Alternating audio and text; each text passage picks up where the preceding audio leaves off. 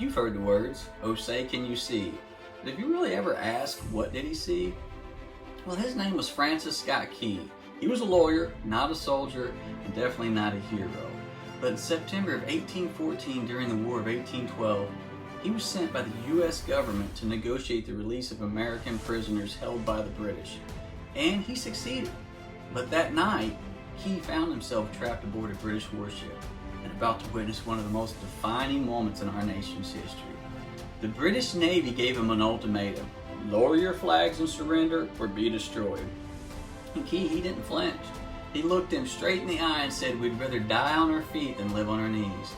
The British officer said, "You Americans are insane." And then the bombs began to fall on Fort McKinley. Hundreds of ships, thousands of shells, all night. The sky was on fire.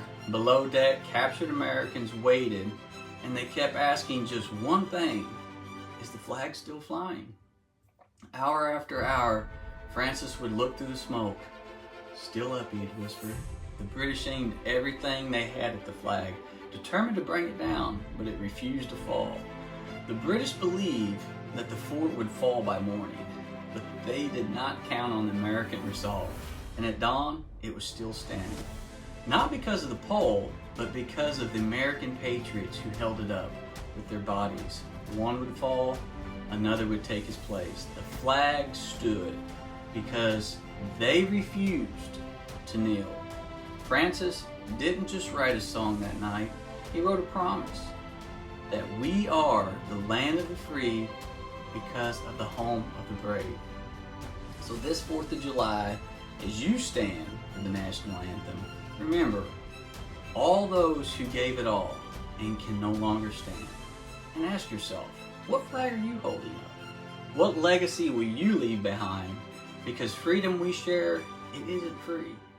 It was bought with the sacrifice by fathers and daughters, mothers, sons, friends, neighbors, strangers, who all became brothers in the battlefields. And that's what we are, Americans. Not left, not right, not red, not blue. So today, let's celebrate the beauty of this nation. Honor those who have gave it all by standing together as one. Happy 4th of July, America.